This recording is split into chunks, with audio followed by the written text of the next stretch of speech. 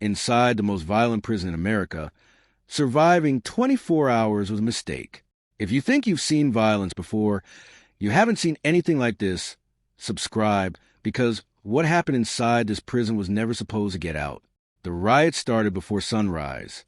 No alarms, no warning, just the sound of metal crashing against concrete and a scream that cut through the cell block like a blade. By the time the lights flickered on, blood was already pooling along the corridor floor, seeping into the cracks like it belonged there. Ethan Cole woke up to chaos. It was his first night inside Blackridge Penitentiary, a maximum security facility buried somewhere deep in the American Midwest, the kind of place people whispered about but never confirmed existed. He hadn't even memorized the faces on his tier yet, hadn't learned the rules, hadn't figured out who to avoid. Now it didn't matter. A body slammed against the cell door. Hard. The steel rattled. Ethan froze on the lower bunk, his breast shallow, his instincts screaming at him to stay invisible. Outside, boots pounded, inmates shouted over each other, and somewhere down the block, someone was begging for their life. Then came the guards. Not rushing in, no, that would have made sense. They stood back at the far end of the corridor, behind reinforced gates, watching, waiting, like they'd seen this before, like they knew how it would play out. Ethan noticed something then, something worse than the violence. No one was trying to stop it. A man staggered into view, clutching his side, blood pouring between his fingers. He locked eyes with Ethan through the bars for a split second. Pure panic, pure desperation, before two others dragged him back into the blind spot of the cameras. The screaming stopped, just like that. Silence spread through the block, thick and suffocating. Even the guards didn't move right away. One of them lit a cigarette. Another checked his watch. Then, finally, the alarms kicked in. Too late. By the time order was restored, 3 inmates were dead. Officially. Unofficially. Everyone on that tier knew the number was higher.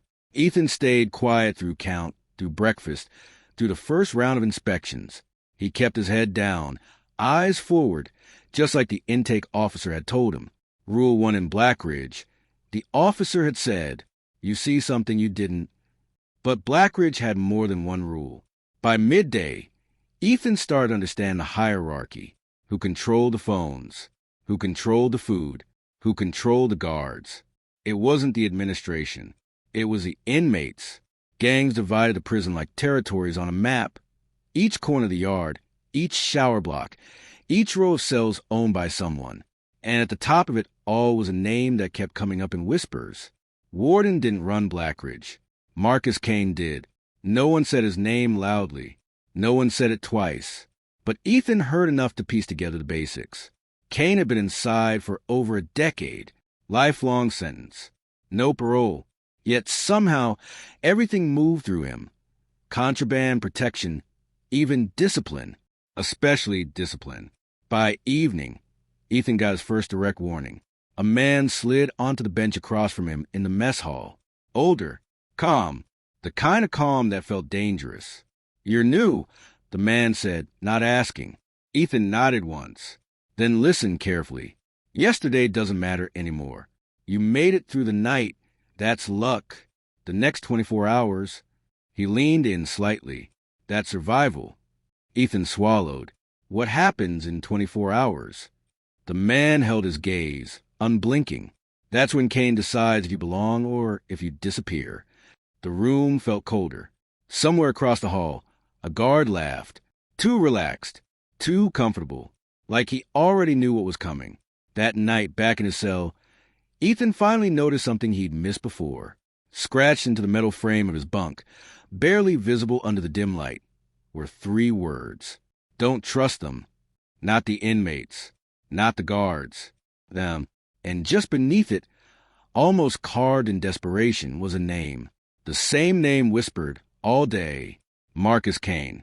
But the handwriting didn't look like a warning. It looked like a confession. By the second night, Ethan understood something most inmates learned too late. Blackridge wasn't just violent. It was organized. The yard looked normal at first glance. Groups clustered around benches, some lifting weights, others pacing slow circles like predators conserving energy. But nothing here was random. Every step, every glance, Every conversation had a purpose. Ethan felt at the moment he walked out. Eyes tracked him. Not openly. Never openly. But enough to let him know he'd already been noticed. Judged.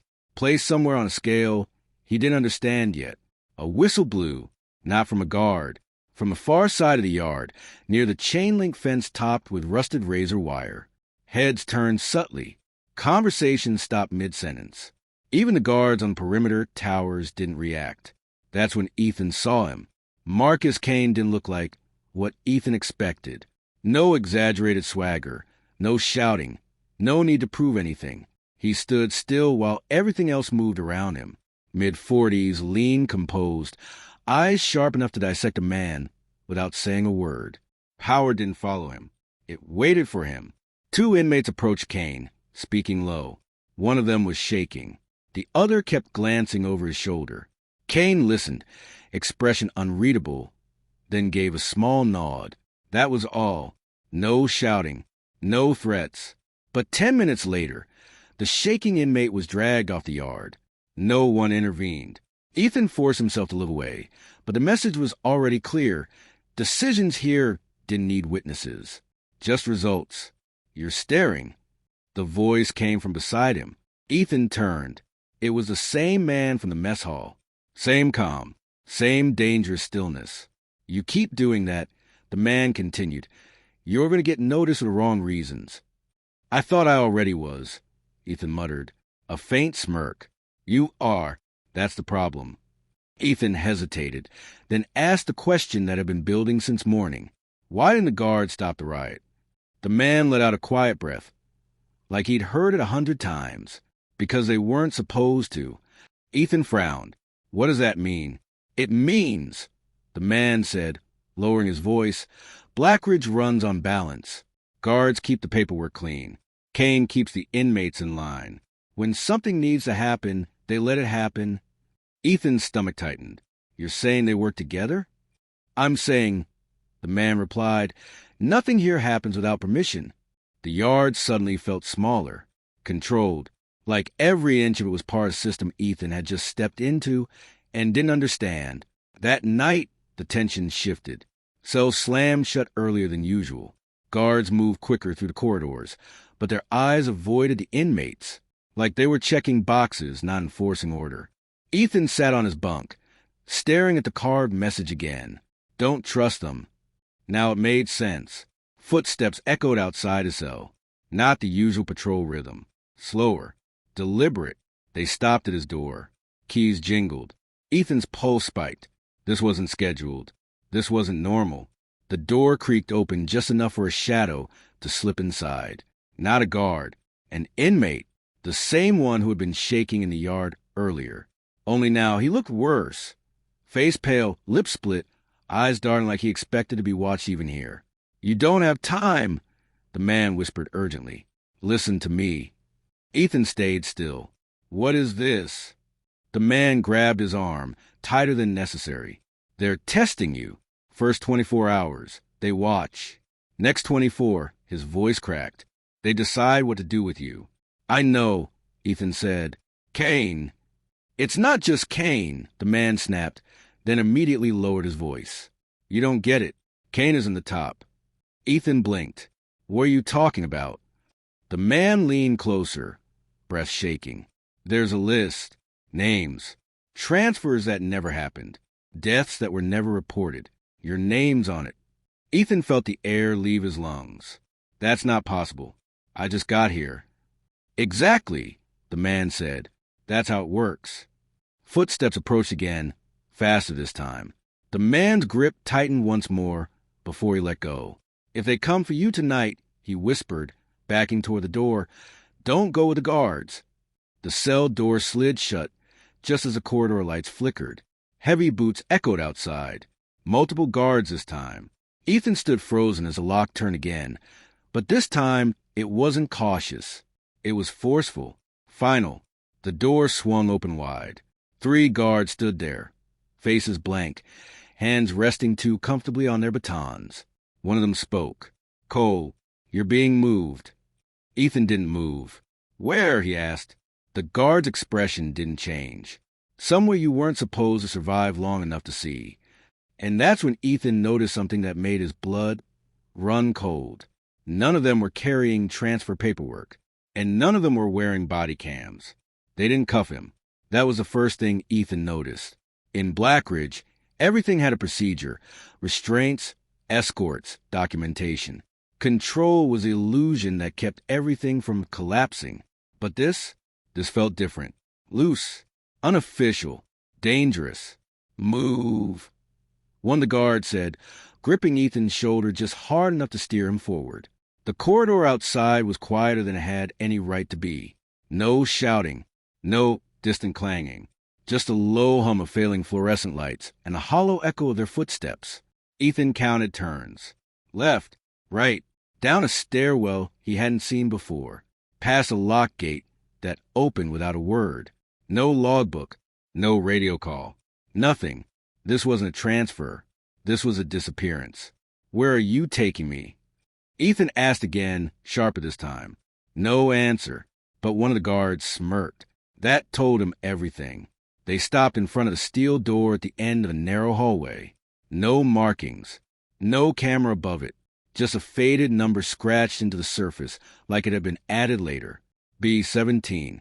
One guard stepped forward, unlocking it with a key that didn't come from the standard ring. He pushed it open just enough to let darkness spill out. Inside. Ethan didn't move. Now. He stepped in. The door slammed shut behind him. Darkness swallowed everything. For a moment, there was nothing. No sound, no light, no sense of space. Then, slowly, shapes began to form. A single overhead bulb flickered to life, revealing a room that wasn't on any official map of Blackridge. Concrete walls. No windows, no cameras, and one chair bolted to the floor. Ethan's chest tightened. This wasn't a holding cell. It was a place people came to be erased. You made it longer than most. The voice came from the corner. Ethan turned sharply. Marcus Kane stepped into the light. Up close, he looked even calmer. Like none of this, the riots, the disappearances, the blood, meant anything to him anymore. You've been watching me, Ethan said. Kane tilted his head slightly. Everyone gets watched. You just didn't know why. Ethan's jaw clenched. I want answers. Kane almost smiled. No, he said quietly. You want survival. Answers are what get people killed in here. Ethan stepped forward anyway. There's a list. My name's on it. Why? For the first time, something shifted in Kane's expression. Recognition. Ah, he said. So someone talked. Am I supposed to be dead already? Ethan pressed. Kane didn't answer right away. Instead, he walked slowly around the chair, running a hand along its cold metal frame. Blackridge isn't just a prison, he said finally. It's a filter. Ethan frowned. For what? For problems, Kane replied. The kind that don't fit neatly into courtrooms or paperwork. Witnesses who saw too much. Transfers that raise too many questions. Inmates who can't be controlled anywhere else. Ethan felt the pieces starting to connect, and he didn't like the picture they formed. That's why the guards let things happen, he said. Why people disappear. Kane nodded once. Officially, they die in riots, overdoses, fights. He paused. Unofficially, they're removed. Ethan's voice dropped. And you're part of it. Kane met his eyes. I manage it. Silence filled the room. Heavy, suffocating. Ethan shook his head. Then why am I still alive? Kane studied him for a long moment. Because your file doesn't make sense. Ethan's pulse spiked. What does that mean? It means, Kane said, stepping closer, you weren't sent here to serve time. A cold realization hit. You were sent here to disappear. The words hung in the air like a verdict. Ethan's mind raced. That's not possible. My case was sealed, Kane interrupted. Fast-tracked. No media. No appeals. He leaned in slightly. Someone wanted you buried where no one would look. Footsteps echoed outside the door. More guards. Kane glanced toward it, then back at Ethan. This is where your 24 hours ends, he said. The lock clicked. Ethan's heart pounded. You said my file didn't make sense. That means something's wrong. Kane didn't move. "It means," he said quietly, "someone made a mistake." The door opened. Bright light flooded the room. Silhouettes of armed guards filling the doorway. Ethan turned back to Kane, but he had already stepped into the shadows, vanishing like he was never there. "On your knees," a guard barked. Ethan hesitated, just for a second. Then he remembered the warning. Don't go with the guards. His eyes scanned the room, walls, floor, the chair, until he saw it. A loose panel, barely noticeable, just enough. The guard stepped forward, weapons raised. Last warning. Ethan made a choice, not to survive the system, but to expose it. He lunged for the panel, and everything went black. Official report. Inmate Ethan Cole died during a violent transfer incident. No body cam footage. No witness statements. Case closed. But weeks later, a package arrived at a journalist's office. No return address. Inside was a single flash drive and 3 words typed across a blank document. Don't trust them. If you think this was the end, you haven't been paying attention.